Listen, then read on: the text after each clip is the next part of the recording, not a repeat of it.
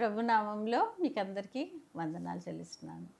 మీకందరికీ తెలుసు మనం ఒక సిరీస్ చేసుకుంటున్నాము దేవుని లక్షణాలు, అట్రిబ్యూట్స్ ఆఫ్ గాడ్. దాంట్లో మనము ఇప్పుడు 4వ లక్షణము దేవుని జ్ఞానము అనే టాపిక్‌ని మాట్లాడుకుంటున్నాం. కానీ అది దేవుని జ్ఞానం ఎంతో విస్తారమైనది కాబట్టి దానంతటిని ఒక ఎపిసోడ్‌లో చేయలేక దాన్ని వేరియస్ పార్ట్స్ కింద చేసుకొని మనం మాట్లాడుకుంటున్నాం. అయితే ముందుగా మనము దేవుని జ్ఞానము సృష్టిలో ఎలా కనిపిస్తుంది అన్నది చూసుకుందాం. తర్వాత దేవుని జ్ఞానం రక్షణ కార్యంలో ఎలా ఉంది చూసాము. ఈరోజు దేవుని జ్ఞానం గురించి అది మన జీవితాలకి ఎలా ఉపయోగపడుతుంది, మన జీవితాలలో దేవుని జ్ఞానముని ఎలా చూస్తున్నాము అన్న కోణంలో మాట్లాడుకుంటూ దాని టాపిక్ జీవితాలని మార్చే దేవుని జ్ఞానము, లైఫ్ చేంజింగ్ గాడ్స్ విజ్డమ్. అంటే దేవుని జ్ఞానం మన జీవితాలలో ఎలా ఉపయోగపడుతుందండి అంటే చాలా పర్సనలైజ్డ్గా మనం చూసుకుంటూ మనుషులుగా మనకి మన జీవిత కాలంలో దేవుని జ్ఞానము ఏ విధంగా కనిపిస్తుంది, అది ఏం చేస్తుంది, అంటే మన జీవితాలు మారాలని బాగుపడాలని అది ఎలా మనకు ఉపయోగపడుతుంది అన్న దాని మీద మనము ధ్యానం చేద్దాం. ముందుగా మనము యాకోబు రాసిన పత్రిక 3వ అధ్యాయంలోకి వెళ్ళి 2 ప్యాసేజెస్ కింద చూస్తాము. దాంట్లో యాకోబు రాసిన పత్రిక 3వ అధ్యాయంలో 13 నుంచి 16 ఒక భాగం కింద చూద్దాము. 17 నుంచి 17, 18 రెండు కూడా ఒక భాగం కింద చూద్దాం. ఫస్ట్ మొదటి భాగం చూసుకుంటూ 13లో మీలో జ్ఞాన వివేకములు గలవాడెవడు, వాడు జ్ఞానంతో కూడిన సాత్వికము గలవాడై తన యోగ్య ప్రవర్తన వలన తన క్రియలను కనపరచవలెను. అయితే మీ హృదయములలో సహింపనలవి కానీ మత్సరమును వివాదమును ఉంచుకొనిన వారైతే అతిశయపడవద్దు, సత్యమునకు విరోధముగా అబద్ధం ఆడవద్దు. ఈ జ్ఞానము పైనుండి దిగువచ్చున్నది కాదు, కాక భూ సంబంధమైనదియు ప్రకృతి సంబంధమైనదియు దయ్యముల జ్ఞానము వంటిదై ఉన్నది. మనుషుల జ్ఞానం గురించి ప్రస్తావిస్తున్నారు. మనుషుల జ్ఞానం గురించి ప్రస్తావిస్తూ ఆ తర్వాత 2 వచనాల్లో పైనుంచి వచ్చే జ్ఞానం గురించి మాట్లాడతారు. ఇప్పుడు ఈ భాగంలో మన బిహేవియర్ ఒక విధంగా ఉంటే, మన ప్రవర్తన ఒక విధంగా ఉంటే అది పైనుంచి వచ్చే జ్ఞానము కాదు అని చెప్తున్నారు. మన ప్రవర్తన ఎలా ఉంటే అది పైనుంచి వచ్చే జ్ఞానం కాదు. దానికి మొదటి వచనం అంటే 13వ వచనంలో వాడు జ్ఞానముతో కూడిన సాత్వికము గలవాడై తన యోగ్య ప్రవర్తన వలన తన క్రియలను కనపరచవలెను. తర్వాత మీ హృదయములలో సహింపనలవి కాని మత్సరమును వివాదమును ఉంచుకొనిన వారైతే అతిశయపడవద్దు. దేవుడు మనకి కొంచెము అంటే కొన్ని అంటే ఎలా బ్రతకాలి అనేవి సెట్ ఆఫ్ ఇన్స్ట్రక్షన్స్ ఇచ్చినట్టుగా మనం చూస్తాం. టైంకి మనం ఎలా అంటే మన పొరుగు వారి పట్ల మనకి ఎలాంటి ఉద్దేశాలు కలిగి ఉండాలి, మనం వాళ్ళతో ఎలాంటి ప్రవర్తన కలిగి ఉండాలనేది మనకి 10 ఆజ్ఞలు ఇచ్చినప్పుడు నుంచి కూడా దేవుడు చెప్తూనే ఉన్నారు. అంతకంటే ముందు కూడా కయీను హేబేలు అంటే వాళ్ళిద్దరు అన్నదమ్ములు అయినప్పటికీ ఒకళ్ళ మీద ఒకరికి ఈర్ష్య ద్వేషాలు వచ్చినప్పుడు జరిగిన పర్యవసానంను దేవుడు చాలా సీరియస్గా తీసుకున్నట్టు చూస్తాం. ఎప్పటికప్పుడు అంటే మన పొరుగువారి పట్ల మనకి ఎలాంటి భావం కలిగి ఉండాలి, మనం వాళ్ళతో ఎలా ప్రవర్తించాలి, ఎలాంటి ప్రవర్తన కలిగి ఉండాలి అన్న దాని గురించి చాలా క్లియర్గా మొత్తం బైబిల్ గ్రంథం అంతా కనిపిస్తుంది. యేసుప్రభు వారు కూడా 2 ఆజ్ఞలను ఇస్తూ దేవుడైన యెహోవాను పూర్ణ మనసుతో, పూర్ణాత్మతో, పూర్ణ బలంతో, పూర్ణ శక్తితో అంటే దేవుడైన యెహోవాను మనము సేవించవలను, ప్రేమించవలను అన్నది చెప్పారు. అంతే అంటే ఇమ్మీడియట్గా దీనికి ఎంత ఇంపార్టెన్స్ ఇచ్చారో అంత ఇంపార్టెన్స్ కూడా ఏమని ఇచ్చారంటే నిన్ను వల్లే నీ పొరుగువాన్ని ప్రేమించవలను. అంటే మన బిహేవియర్ మన సాటి వారితో ఎలా ఉన్నదానికి అన్న దాని గురించి ఇంపార్టెన్స్ ఎప్పుడు కూడా బైబిల్ గ్రంథం ఇచ్చింది. అయితే ఇక్కడ ఈ మొదటి ప్యాసేజ్ అని అనుకున్నప్పుడు మనం దీంట్లో చెప్తున్నది ఏంటంటే మీ హృదయములలో సహింపనలవి కాని మత్సరమును వివాదమును ఉంచుకొనిన వారైతే అతిశయపడవద్దు. అంటే ఒకవేళ అలాంటి మత్సరము అంటే ప్రెజుడిస్, ప్రైడ్, అసూయ, ద్వేషాలు ఇలాంటివి ఉంటే అది గొప్పగా అనుకోవద్దు. అది మార్చుకోవాలి అన్న తత్వం కలిగి ఉండాలన్నట్టుగా చెప్తున్నారు. ఒకవేళ సహింపనలవి కాని మత్సరము వివాదం ఉంచుకొనిన వారైతే అతిశయపడవద్దు, సత్యమునకు విరోధముగా అబద్ధం ఆడవద్దు. ఇలాంటివి కనుక మనలో ఉంటే అది ఏమని అంటున్నారంటే, ఈ జ్ఞానము పైనుండి దిగి వచ్చినది కాక భూ సంబంధమైనదియు ప్రకృతి సంబంధమైనదియు దయ్యముల జ్ఞానము వంటిదియునై ఉన్నది. మనలో సరైన ప్రవర్తన లేక సాటివారి పట్ల మన ప్రవర్తన మంచిది కాక ఉన్నట్టయితే అది దెయ్యముల జ్ఞానం, అంటే దేవుని జ్ఞానము కాదు. క్లియర్ కట్గా అక్కడ చెప్పేస్తున్నారు. ఇది ఇలాంటి జ్ఞానం పైనుంచి అయితే రాలేదు. ఒకవేళ మీలో అలాంటిది ఉంటే దాన్ని బట్టి అతిశయం కూడా పడద్దు. అది పైనుంచి వచ్చిన జ్ఞానం ఏ మాత్రం కూడా కాదు. అయితే పైనుంచి వచ్చిన జ్ఞానం ఎలా ఉంటుందన్నది తర్వాత రెండు వచనాల్లో కూడా చూస్తున్నాం. అయితే 17 నుంచి చూద్దాం. అయితే పైనుండి వచ్చు జ్ఞానము మొట్టమొదట పవిత్రమైనది, తర్వాత సమాధానకరమైనది, మృదువైనది, సులభంగా లోబడినది, కనికరముతోనూ మంచి ఫలములతోనూ నిండుకొనినదై పక్షపాతమైనను వేషధారణైనను లేనిదై ఉన్నది. కొన్ని సెట్ ఆఫ్ ఇన్స్ట్రక్షన్స్ లాగా, అంటే సెట్ ఆఫ్ అంటే క్వాలిటీస్ కానీ గుణాలు కానీ పైనుంచి వచ్చిన జ్ఞానంలో ఉన్నాయి అని ఇక్కడ చెప్తున్నారు. ఏంటి అసలు పైనుంచి వచ్చిన జ్ఞానంలో కొన్ని లిస్ట్ మనం ఇప్పుడే చూసుకున్నాం కదా. ఒకవేళ ఈ జ్ఞానము మనము పొందుకున్న వారమైతే, పైనుంచి వచ్చిన జ్ఞానము దేవుని జ్ఞానము, దేవుడి దగ్గర నుంచి మనం ఆ జ్ఞానము పొందుకున్న వారమైతే ఇక్కడ చెప్తున్నారు, అయితే పైనుండి వచ్చిన జ్ఞానం మొట్టమొదటిగా పవిత్రమైనది. అంటే పవిత్రమైనది అని అంటే ఎదుటివారి పట్ల, ఇప్పుడు ముందు భాగంలో ఎదుటి వాళ్ళ పట్ల మనకు ఉండవలసిన అంటే ప్రవర్తన ఎలాంటిదన్న దాని గురించి చెప్తున్నప్పుడు పైనుంచి జ్ఞానము పవిత్రమైనది అని చెప్తుంటే మనం ఎదుటి వాళ్ళ పట్ల ఆ పవిత్రమైన ఉద్దేశాలు కలిగి, వాళ్ళ పట్ల మంచి ఉద్దేశాలు కలిగి మనం నడుచుకునే వారమై ఉంటాము అన్నది ఇక్కడ హైలైట్ చేస్తున్నారు. పవిత్రమైనది, తర్వాత సమాధానకరమైనది. సమాధానకరమైతే అంటే గొడవలు పెట్టుకునే తత్వం కాదు. ఏదైనా కానీ సర్దుకుపోయి, అంటే గొడవకు రానియకుండా దాన్ని సమాధానకరంగా సాల్వ్ చేసుకునే తత్వం. పక్షపాతము లేదు, నో పార్షాలిటీ, ఫేవరెటిజం. సమాధానకరమైనది, మృదువైనది, సులభముగా లోబడినది. సులభంగా లోబడడం అంటే నేనే అన్న ఈగోని తీసి పక్కన పెట్టడం అన్నమాట. లోబడినది అని అంటే ఎదుటి వాళ్ళ దానికి కూడా, వాళ్ళ ఆలోచనకి కూడా, వాళ్ళ అభిప్రాయాలకు కూడా విలువిచ్చేది. నా ఆలోచన, నేను గొప్పతనం అనకుండా ఎదుటి వాళ్ళ ముందు మనం కొంచెం తగ్గి ఉండడం లోబడినది అని అంటే. తర్వాత కనికరముతోనూ మంచి ఫలములతోనూ నిండుకొనినదై పక్షపాతమైనను వేషధారణైనను లేనిదై ఉన్నది. ఇవన్నీ గుణాలు పైనుంచి వచ్చే జ్ఞానంలో ఉంటాయి అని ఇక్కడ ఫస్ట్ మనం చూసుకుంటే ఒక కంపారిటివ్ అంటే ప్యాసేజెస్ రెండు ఇచ్చారు. ఒక కంపారిజన్ ఏమని ఇచ్చారు అంటే పోల్చుతున్నది ఏంటంటే, ఈ లోకంలో ఒకవేళ మనము దెయ్యముల జ్ఞానం పొందిన వారమైతే, లేక దేవుని నుంచి వచ్చిన పైనుంచి వచ్చిన జ్ఞానం పొందిన వారమైతే మనలో ఉండే గుణాల గురించి వ్రాయబడి ఉంది.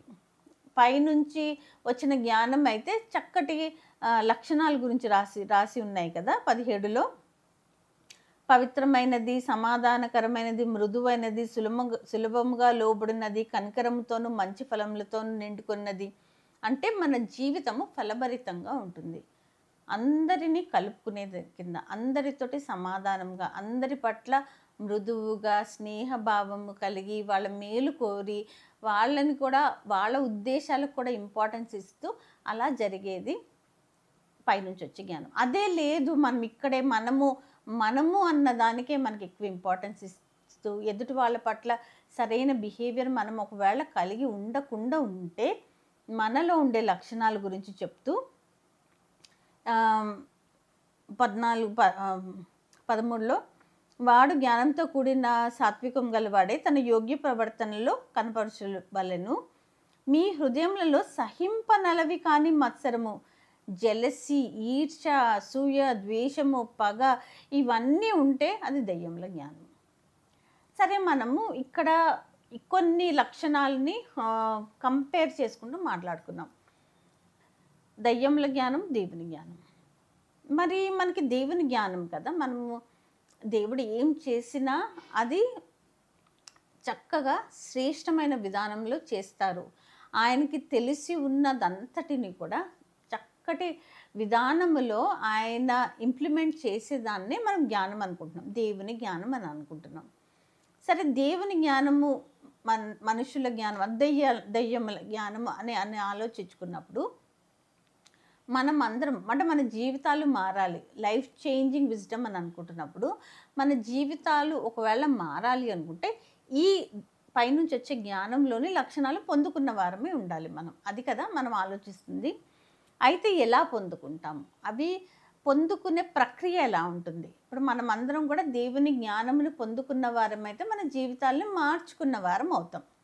అది ఎలాగా అంటే, మనం ఆత్మీయంగా ఎదగాలి అని అంటే మనం అంటే ఏంటి ఆ ప్రక్రియ, ఏ ప్రక్రియలోంచి మనము ముందుకు సాగాలి అన్న వాటి మీద కొన్ని వచనాలు చూసుకుందాం. మనం సామెతల గ్రంథము 11వ అధ్యాయం 2వ వచనంలో చూసుకుందాం. సామెతల గ్రంథము 11వ అధ్యాయం 2వ వచనంలో, అహంకారం వెంబడి అవమానం వచ్చును, వినయము గల వారి యొద్ద జ్ఞానం ఉన్నది. అంటే మొట్టమొదటి లక్షణం, ఒకవేళ దేవుని జ్ఞానము మనం పొందుకొని మన జీవితాలని మనం మార్చుకోవాలి, దేవుడు చెప్పిన మంచి గుణాలు కలిగి అంటే ఆ లక్షణాలు కలిగి మనం జీవించాలి అని అనుకుంటే దానికి ప్రధానమైనది వినయము గల మనసు మనకు కలిగి ఉండాలి. ఇక్కడ 2లో అహంకారము వెంబడి అవమానం వచ్చును, వినయము గల వారి యొద్ద జ్ఞానం ఉన్నది. అంటే వినయం ఎవరికైతే ఉంటుందో వారి దగ్గరికి జ్ఞానం వస్తుంది. దేవుని జ్ఞానం, పైనుంచి వచ్చిన జ్ఞానం వారి దగ్గర ఉంటుందని ఈ వచనం చెప్తున్నట్టుగా చూస్తాం. తర్వాత సామెతల గ్రంథంలోనే 3వ అధ్యాయంలోకి వెళ్ళి 11, 12, 2 కూడా చూసుకుందాం. సామెతల గ్రంథము 3వ అధ్యాయము 11, 12. నా కుమారుడా, యెహోవా శిక్షను తృణీకరించవద్దు, ఆయన గద్దింపునకు విసుకోవద్దు. తండ్రి తనకిష్టుడైన కుమారుని గద్దించు రీతిగా యెహోవా తాను ప్రేమించు వారిని గద్దించును. ఈ 2 వచనాలలో ఫస్ట్ వినయం కలిగి ఉండమంటున్నారు. 2, దేవుడు ఒకవేళ మనం గద్దించినప్పుడు విసుకక ఉండాలి, విసుకక ఉండడము ఇంపార్టెంట్ అన్నది. మళ్ళీ ఒకసారి చూద్దాము. నా కుమారుడా, యెహోవా శిక్షను తృణీకరించవద్దు, ఆయన గద్దింపునకు విసుకోవద్దు. ఎందుకనంటే గద్దించే వాళ్ళు ఎవరు అంటే తండ్రి. ఒక కుటుంబంలో మన ఈ లోకపు తండ్రి కూడా బిడ్డలని పలుమార్లు ఒకవేళ తప్పు చేసినప్పుడు గద్దించిన రీతిగా మన పరలోకపు తండ్రి కూడా మనని గద్దిస్తారు. ఎందుకు? మనము బాగుపడాలని. తండ్రి అంటే తండ్రి ఎందుకు బిడ్డని శిక్షించారు అని తండ్రిని అడిగినప్పుడు తండ్రి చెప్పే సమాధానం ఏంటంటే, వాడు తప్పు చేస్తున్నాడు, వాడు సరిదిద్దుకోవాలి కాబట్టి నేను శిక్షించాలని. అయితే మనం ఇప్పుడు జ్ఞాన విషయం గురించి ఆలోచిస్తున్నప్పుడు జ్ఞానము లేకుండా అజ్ఞాని వలె ఈ దెయ్యపు జ్ఞానము కలిగి ఉండి సరైన నడవడిక లేని వారమైతే మన పరలోకపు తండ్రి కూడా మన అలాగే గద్దిస్తారు. అలా గద్దించినప్పుడు దాన్ని విసుకొద్దు. ఎందుకనంటే ఆ గద్దిస్తున్నది మన పరలోకపు తండ్రి. తండ్రి ఎందుకు శిక్షిస్తారు, తండ్రి ఎందుకు గద్దిస్తారు అని అంటే మన నడవడిక బాగుండాలని, మనం బాగుపడాలనే కదా. కాబట్టి ఈ 2 వచనాలలో మనకి ఆ విషయం అర్థమవుతుంది. ఇంకా కొంచెం ముందుకెళ్ళి ఇంకొంచెం దాని మీద ధ్యానం చేసుకుందాం. హెబ్రీలకు రాసిన పత్రికకు వచ్చి 12వ అధ్యాయంకి వచ్చి, హెబ్రీలకు రాసిన పత్రిక 12వ అధ్యాయంలో 5-10 ఈ 5 వచనాలు కూడా చూసుకుందాం మనం. నా కుమారుడా, ప్రభు చేయు శిక్షను తృణీకరించకుము. ఆయన నిన్ను గద్దించినప్పుడు విసుకకుము. ప్రభు తాను ప్రేమించి వారిని శిక్షించి తాను స్వీకరించు ప్రతి కుమారుని దండించును అని కుమారులతో సంభాషించినట్లు మీతో సంభాషించు ఆయన హెచ్చరికను మరచితిరి. శిక్షాఫలము పొందుటకై మీరు సహించుచున్నారు. దేవుడు కుమారులుగా మిమ్మల్ని చూచుచున్నాడు, తండ్రి శిక్షింపని కుమారుడెవడు. అంటే ఇక్కడ మనం ఈ ప్రక్రియలోకి రావడానికి మొట్టమొదటి కావలసినది వినయం. మనం ఆలోచించుకుంటున్న టాపిక్ జీవితాలని మార్చే దేవుని జ్ఞానం, లైఫ్ చేంజింగ్ గాడ్స్ విజ్డమ్. అది కదా మనం ఆలోచిస్తున్నాం. దేవుడి జ్ఞానం మన జీవితాన్ని ఎలా మారుస్తుందని. అయితే మనం మొట్టమొదటిగా మనం జ్ఞానంని, ఎలాంటి జ్ఞానము, దేవుని జ్ఞానము, దెయ్యం జ్ఞానం గురించి ఆలోచించుకున్న తర్వాత దేవుని జ్ఞానం పొందుకొనవలసిన వారమైనప్పుడు వినయం కలిగి ఉండాలి.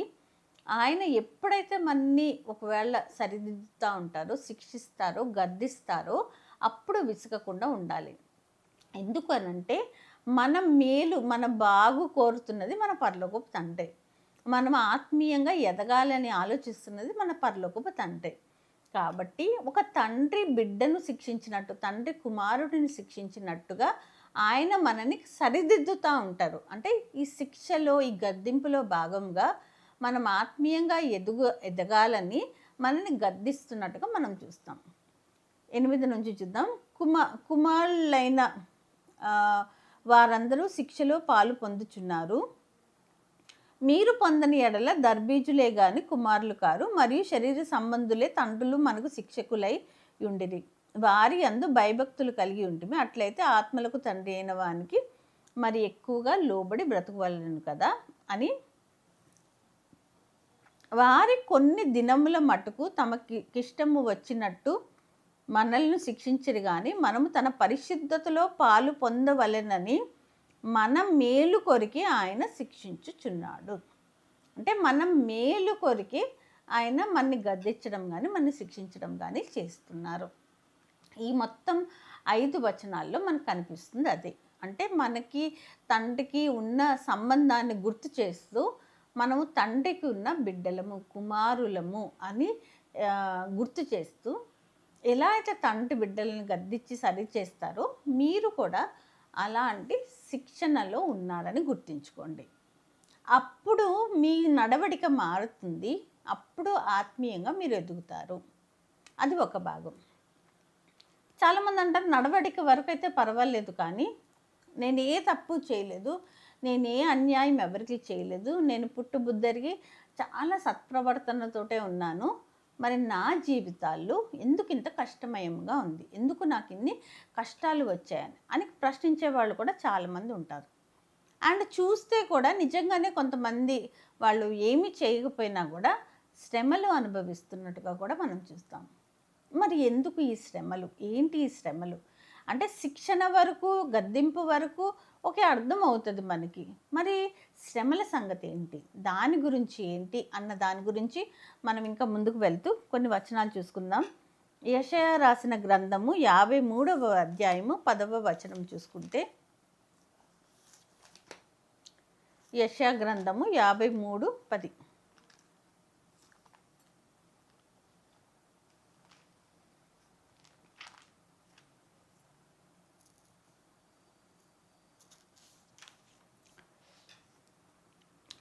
అతన్ని నలుగుగొట్టుటకు యెహోవాకు ఇష్టమాయెను. ఆయన అతనికి వ్యాధి కలుగజేసెను. ఆయన తన్ను తానే అపరాధ పరిహారార్థ బలిగా చేయగా అతని సంతానము చూచును. అతడు దీర్ఘాయుషమంతుడగును. యెహోవా ఉద్దేశము అతని వలన సఫలమగును. ఒకవేళ శ్రమలు వచ్చాయి అనుకుంటే ఈ వచనం ప్రకారం మనకు అర్థమవుతుందంటే ఆ శ్రమలు అనుమతించినది దేవుడే. అతన్ని నలుగుగొట్టుటకు యెహోవాకు ఇష్టమాయెను. అంటే ఎందుకు వచ్చాయి మరి అంత దేవుడు అంటే మనం అనుకుంటాము దేవుని యందు ఏ పక్షపాతము లేదనుకుంటాం, అందరూ సమానమే అనుకుంటాం, అందరినీ ప్రేమిస్తున్నారు అనుకున్నప్పుడు కొంతమందికి ఎందుకు శ్రమలు వస్తున్నాయి, అది కదా మనం ఆలోచిస్తుంది. ఫిలిప్పీలకు రాసిన పత్రిక ఫిలిప్పీలకు రాసిన పత్రిక 1వ అధ్యాయం 29, 32 కూడా చూసుకుందాం. ఫిలిప్పీలకు రాసిన పత్రిక 1వ అధ్యాయం 29, 30.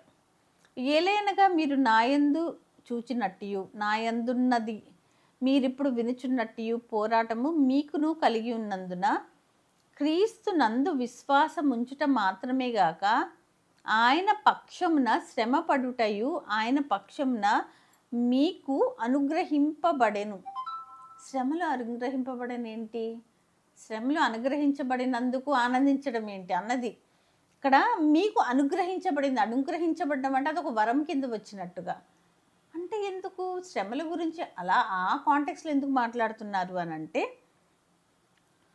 29లో ఏలైనగా మీరు నాయందు చూచినట్టు నాయందున్నది మీరిప్పుడు వినుచున్నట్టు పోరాటము మీకును కలిగి ఉన్నందున. పౌలు గారు కదా రాసింది ఇది.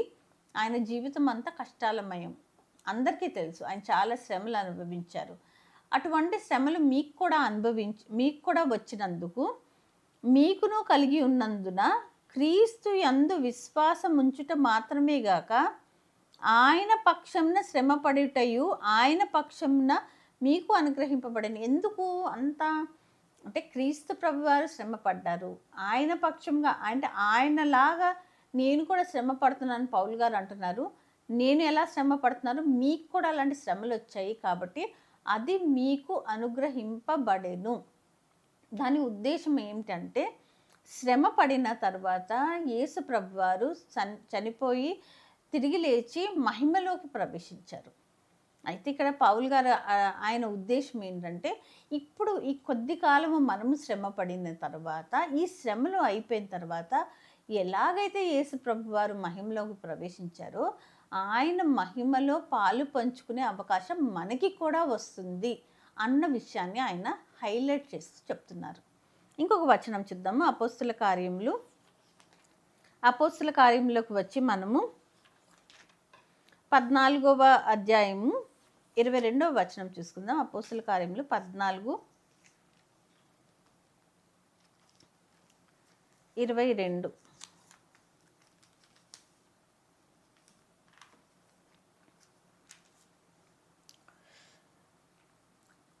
శిష్యుల మనసులను దృఢపరిచి విశ్వాసమందు నిలకడగా ఉండవలెననియు అనేక శ్రమలను అనుభవించి మనము దేవుని రాజ్యంలో ప్రవేశింపవలెననియు వారిని హెచ్చరించిరి. శిష్యులను బలపరుస్తున్న విధానం ఏంటంటే ఈ శ్రమలు అన్నీ గడిచిపోయిన తర్వాత మనం ఇవన్నీ దాటుకున్న తర్వాత మనము 22లో దేవుని రాజ్యంలో ప్రవేశింపవలెననియు వారిని హెచ్చరించిరి. అంటే శ్రమలు వస్తే శ్రమలు తర్వాత వచ్చేది దేవుని రాజ్యంలో మనకి ప్రవేశము, ఆయన మహిమలో పాలుపరుచుకునే అవకాశము వస్తుంది. కాబట్టి ఆ శ్రమలను స్వీకరించమని పలు సందర్భాల్లో మనకి ఇక్కడ వాక్యము మనని హెచ్చరిస్తున్నట్టు మనని బలపరుస్తున్నట్టుగా మనం చూస్తాం. పేతురు గారు రాసిన మొదటి పత్రిక 4వ అధ్యాయంలోకి వచ్చి 1-2 చూద్దాము, తర్వాత 12 చూద్దాం, 19. పేతురు గారు రాసిన మొదటి పత్రిక 4వ అధ్యాయము 1-2. క్రీస్తు శరీరమందు శ్రమపడెను గనుక మీరును అట్టి మనసును ఆయుధముగా ధరించుకొనుడి. శరీర విషయంలో శ్రమపడిన వాడు శరీరమందు జీవించు మిగిలిన కాలము ఇక మీదట మనుజాశలను అనుసరించి నడుచుకొనక దేవునికి ఇష్టానుసారంగా నడుచుకొనున్నట్లు పాపముతో జోలి ఇక నేమియూ లేక నుండును. ఎవరికైతే శ్రమలు వచ్చాయో ఆ శ్రమలు బట్టి మనుషులు వాళ్ళు ఇంకా ఈ లోకపు ఆశలు కాకుండా వాళ్ళ శ్రమలను బట్టి ఈ లోకాశలని అనుగుణంగా బ్రతకకుండా వాళ్ళు వేరేగా బ్రతుకుతారు అని ఇక్కడ చెప్తూ 12కి వచ్చేటప్పుడు ఒక వచనం చూద్దాం మనం.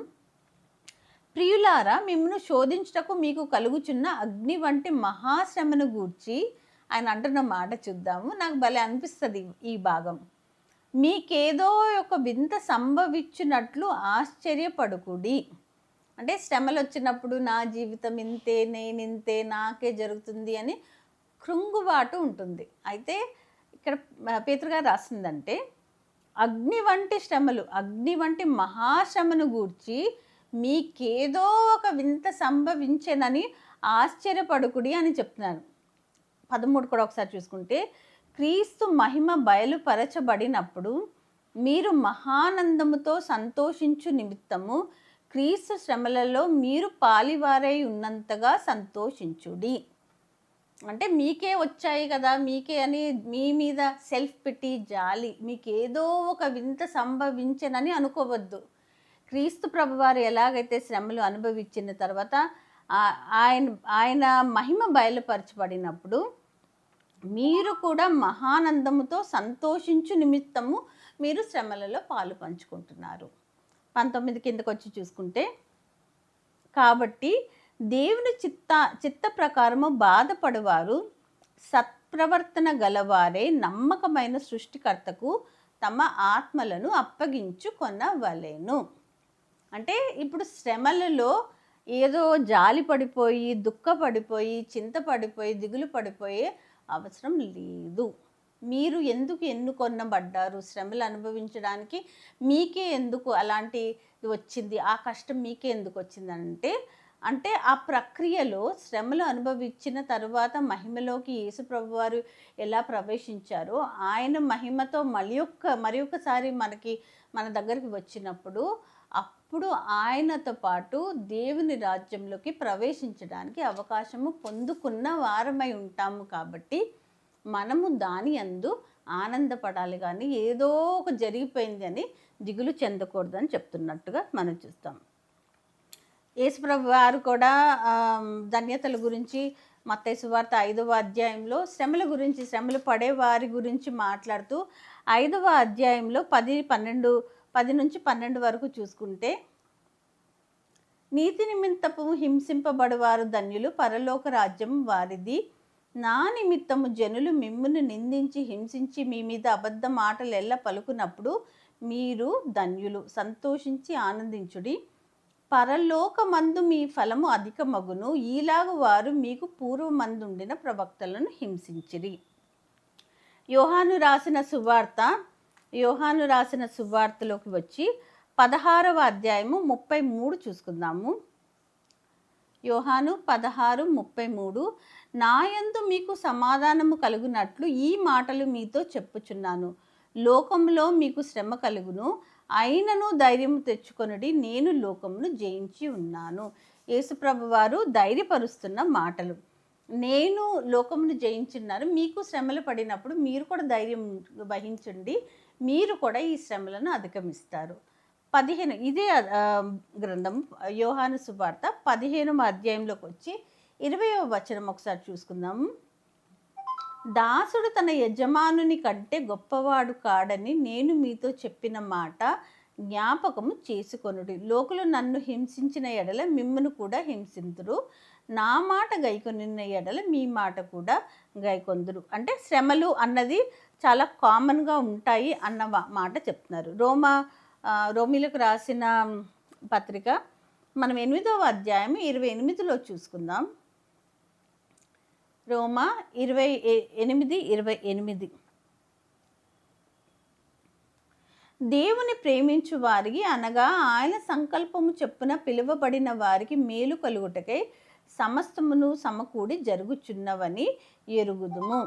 అంటే దేవుడు ప్రేమించిన వారిని అంటే వాళ్ళకి శ్రమలు కలుగుతున్నాయి, కానీ చివరికైతే వారికి అన్నీ కూడా మేలే జరుగుతాయని ఈ వచనం చెప్తుంది. ఆఖరిగా ఒక వచనం చూసుకొని మనం ముగించేసుకుందాం. కొరింథీయులకు రాసిన మొదటి పత్రిక 12వ అధ్యాయము 7 నుంచి 10. రోమీయులకు రాసిన పత్రిక 12వ అధ్యాయం 7 నుంచి 10. అయినను అందరి ప్రయోజనం కొరికి ప్రతి వాని ఆత్మ ప్రత్యక్షత అనుగ్రహింపబడుచున్నది. ఏలయనగా ఒకని ఆత్మ మూలముగా బుద్ధివాక్యంను, మరి ఒకనికి ఆత్మను అనుసరించి జ్ఞానవాక్యంను, మరి ఒకనికి ఆత్మ వలనే విశ్వాసమును, మరి ఒకనికి ఆ ఒక్క ఆత్మ వలనే స్వస్థపరచు వరములను. ఇవన్నీ కూడా అనుగ్రహించబడి ఉన్నాయని. ఇక్కడ దేవుని ఆత్మ వలన బుద్ధివాక్యము అంటే ఒక ఆత్మ మూలంగా బుద్ధివాక్యమును, మరియు చివరిగా మనము కొరింథీయులకు రాసిన మొదటి పత్రిక 12వ అధ్యాయము 7 నుంచి 10 వరకు చూసుకుందాం. కొరింథీయులకు రాసిన మొదటి పత్రిక 12వ అధ్యాయం 7 నుంచి 10. అయినను అందరి ప్రయోజనం కొరకు ప్రతి వానికి ఆత్మ ప్రత్యక్షత అనుగ్రహింపబడుచున్నది. ఎలాగనగా ఒకని ఆత్మ మూలంగా బుద్ధివాక్యమును, మరి ఒకనికి ఆ ఆత్మను అనుసరించి జ్ఞానవాక్యమును, మరి ఒకరికి ఆత్మ వలన విశ్వాసమును, మరి ఒకనికి ఆ ఒక్క ఆత్మ వలనే స్వస్థపరచు వరములను, మరి ఒకనికి అద్భుత కార్యములను చేయు శక్తియు, మరి ఒకనికి ప్రవచన వరమును, మరి ఒకనికి ఆత్మల వివేచనయు, మరి ఒకనికి నానా విధం భాషలను, మరి ఒకనికి ఆ భాషల అర్థము చెప్పు శక్తియు అనుగ్రహించబడి ఉన్నవి. అయితే ఇక్కడ మనకి అంటే చివరికి అర్థమవుతుంది ఏంటంటే, ఎవరికి ఏది అవసరత ఉందో 7లో చూస్తే, అయినను అందరి ప్రయోజనం కొరకు వారి వారికి అక్కరను బట్టి, వారి వారి అవసరతను బట్టి వారికి ఏ విధమైన జ్ఞానము, బుద్ధి ఇవ్వవలసిందో అది దేవుడు అనుగ్రహిస్తున్నట్టుగా చూస్తాము. అయినను అందరి ప్రయోజనము కొరకు ప్రతి వానికి ఆత్మ ప్రత్యక్షత అనుగ్రహింపబడుచున్నది. ఎలాగనగా ఒకని ఆత్మ మూలంగా బుద్ధివాక్యమును, వాళ్ళకి కావలసిన అంటే వాళ్ళకి ఏమైతే నేర్పించవలసి ఉందో, వాళ్ళని ఒకవేళ సరిదిద్దవలసి ఉందో, బుద్ధి చెప్పవలసి ఉందో, బుద్ధి ఒకని ఆత్మ మూలంగా బుద్ధివాక్యమును, మరి ఒకనికి ఆత్మను అనుసరించి జ్ఞానవాక్యమును. అంటే అవసరత ఏముంది? మనం ఈ లోకంలో దేవుని జ్ఞానము పొందుకున్న వారమే దానికి అనుగుణంగా యాకోబు పత్రికలో మనం చూసాము కొన్ని లక్షణాలు, పైనుంచి వచ్చే జ్ఞానమునకి ఏమైతే క్వాలిటీస్ ఉన్నాయో, ఏమైతే లక్షణాలు ఉన్నాయో అవన్నీ పొందుకుంటూ మనం ముందుకు సాగాలని. అంటే ఈ జీవిత కాలంలో మనకి ఏది అవసరత ఉందో దానికి అనుగుణంగా దేవుని జ్ఞానము మనకి బోధపరుస్తున్నట్టుగా చూస్తాం.